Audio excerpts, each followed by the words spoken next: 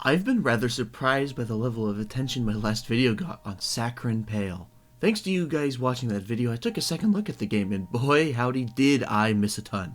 In my previous video, I stated that there were 24 items in total to discover within the game, but I was only able to discover 10 on my own. But I was able to utilize the Undertale mod tool to break down the game's source files and comb through everything the game has to offer. With a lot of work, I have discovered all hidden messages within the game, or so I believe, as well as hidden game mechanics and ideas that were never fully implemented into the release of the game. This video is a deep dive into those discoveries and how they may change the overall narrative. I will provide my discoveries in chronological order to maintain some level of continuity with myself.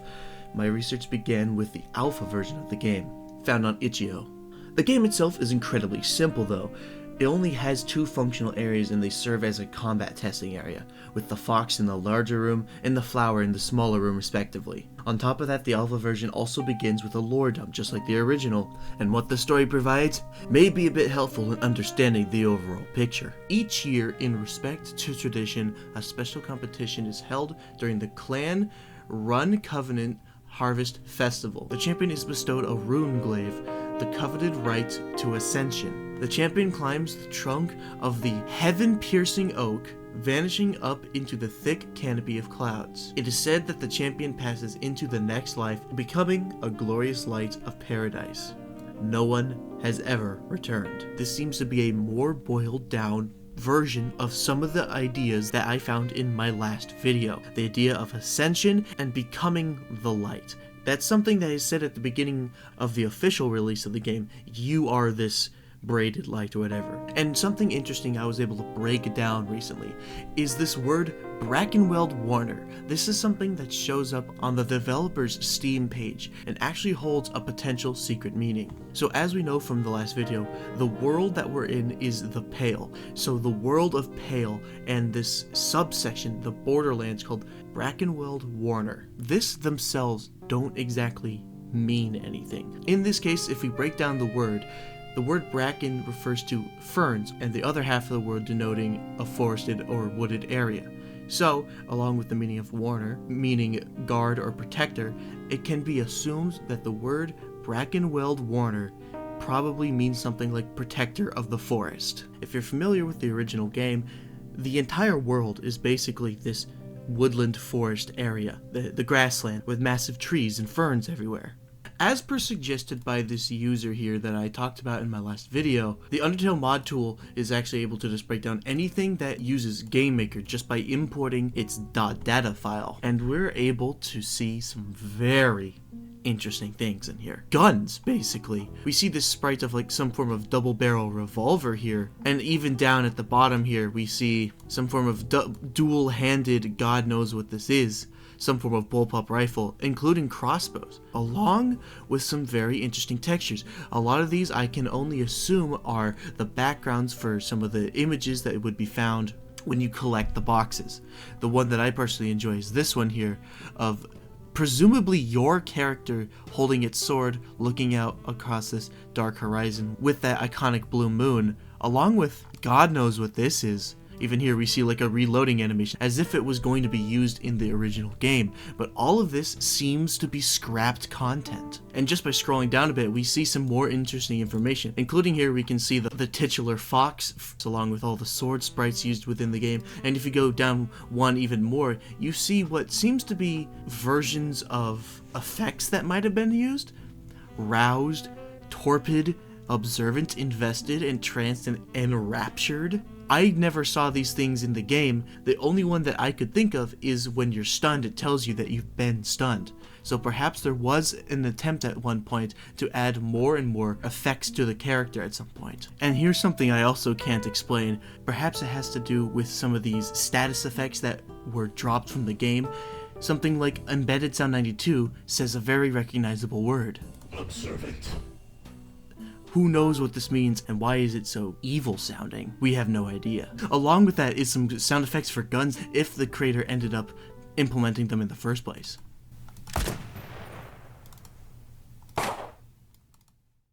In addition to some of these game mechanics I also found some recognizable artwork and some under construction areas, with ones like St. Jerome in the Wilderness by Giovanni Battista. And this is some of the first Christian imagery we see within the game, with a crucified Jesus, with a kneeling St. Jerome, along with the allegory of virtue and vice by Lorenzo Lotto, which depicts the symbology between good and evil, as well as Saint Apollina destroying a pagan idol, another one being the crippled and sick cured at the tomb of Saint Nicholas, an image that depicts the miracle attributed to Saint Nicholas. With many of these paintings portraying the Catholic saints, the only thing I could think this could relate to within the story is potentially the devotion of the chastmen in the story Saccharine Pale provides, but more on that in a bit.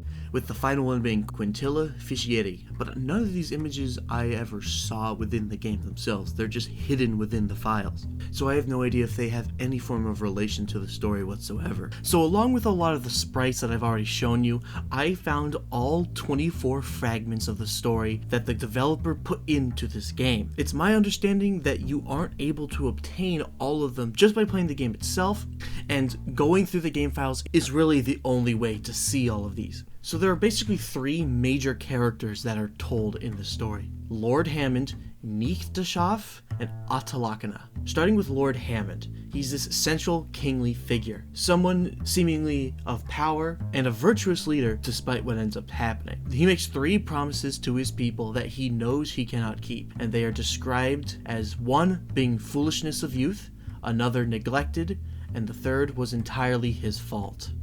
And these three failures seem to have caused immense suffering for his people and for the queen. Nechteshoff is this queen radiant with hope and was deeply affected by Hammond's actions, and she never forgives him for the tragic fate for the beloved queen Raya. Somehow his actions ended up causing Raya's demise. So it is possible that through this despair that Nechteshoff experiences, that she ends up becoming this godlike figure through her ascension that we saw in the first video. One of the hidden messages shows a crown that Hammond constructed specifically for Nechteshoff that supposedly when she would wear would silence her painful thoughts. But this act that she does, she gives herself to the searing splendor of the braided sunlight as her first and final act of godhood, involving the disseminating of her cooked divinity to her loyal commune.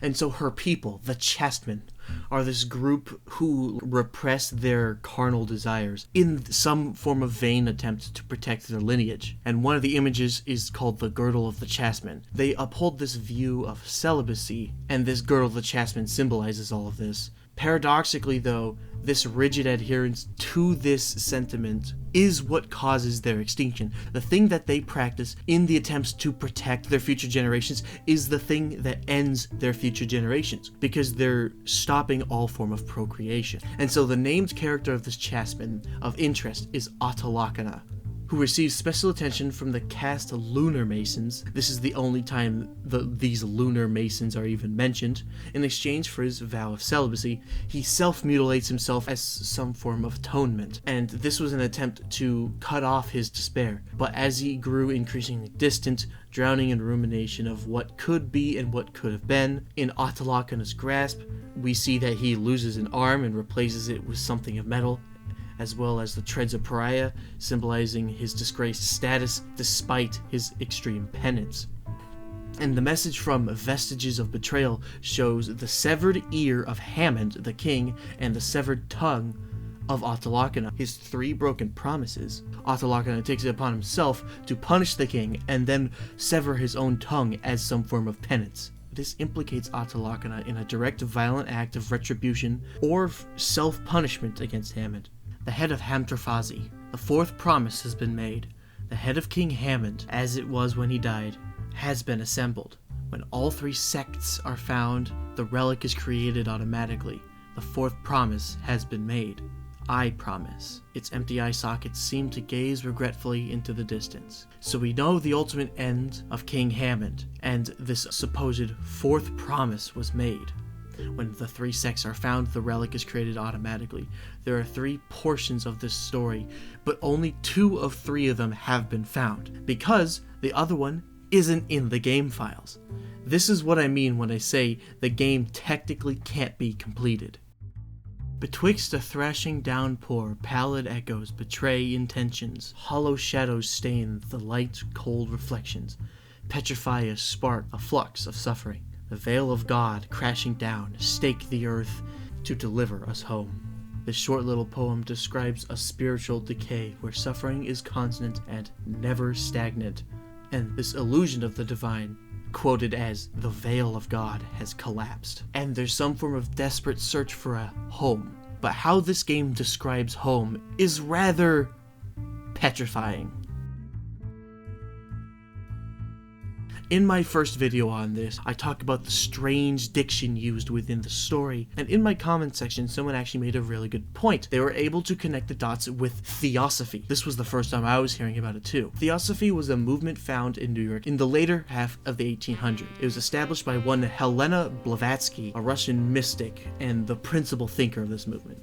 In the early 1880s, though, they moved their headquarters of this theosophy religion to India, which explains a ton of their Eastern influence thinking. Theosophy is a complex theological framework emphasizing the underlying unity of all existence as some form of cyclical process of evolution. At its core, the concept of a single, ultimate, unknowable divine principle, or absolute as they call it, from which all creation emanates in a series of spiritual rays, whatever that means. Central to this theosophy religion is the belief in reincarnation and karma. You can certainly tell that Hinduism plays a major role within this religion. Human souls are considered sparks of divine essence, undergoing numerous lifetimes to evolve spiritually and ultimately return to their divine source. Theosophy also emphasizes the existence of masters of wisdom, highly evolved spiritual beings who guide humanity's evolution and transmit ancient esoteric truths often referred to as ancient wisdom. I believe that idea, masters of wisdom providing some form of esoteric truths, is what this game is trying to portray. Incredibly confusing spouts of wisdom potentially from these beings of higher power. So knowing that this story relates to theosophy transforms the narrative by emphasizing universal cycles of evolution and dissolution, and this inherent suffering of material existence, the braided sunlight as they call it, the thing that Nikhtashov submits to, as well as the shadows of Akasha, these kind of evil dark entities that are actively warring against the chaste people, are likely the representations of the two spiritual currents, the divine and the corrupting. This is a core theosophical duality, kind of similar to like yin and yang in a way. The characters of Autolakana's humanity loss and Nikhtashov's fractured mind become less about their personal failings and more about the spiritual progress or regression in some cases within these grand cycles. And it's so interesting, the crashing veil of God, signifying a destruction of what was once believed to be divine, perhaps.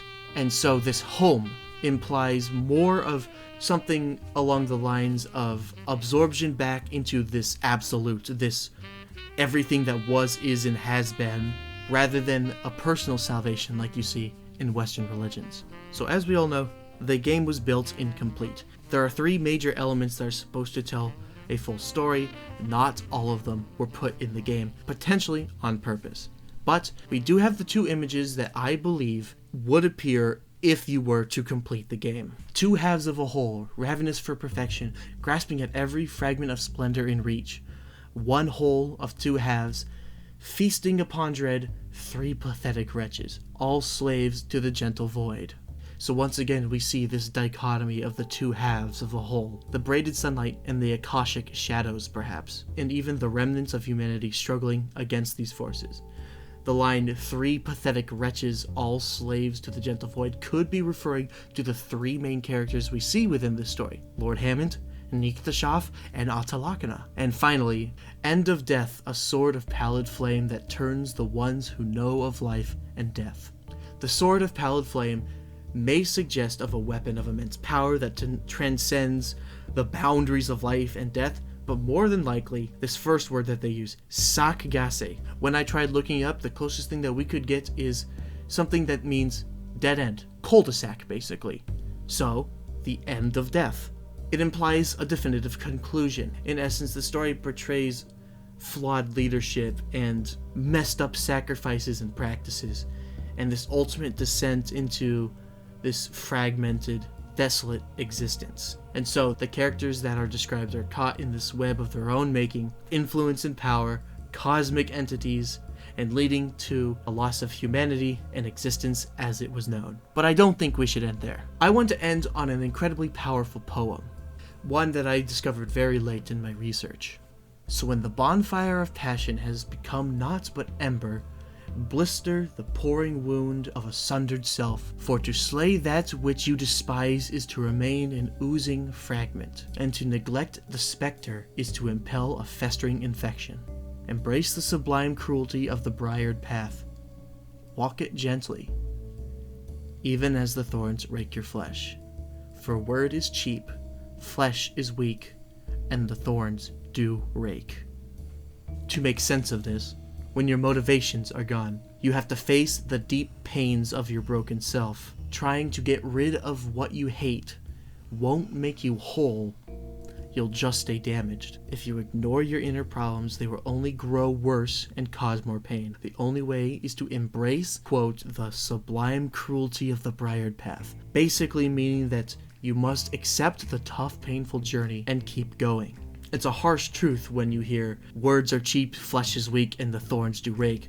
This is basically saying that talking about it isn't going to help, your body is incredibly fragile, and the pain is a constant part of walking a difficult path. But what I took away from this is that at no point does this author ever give up. In fact, the end of this poem says, walk it gently.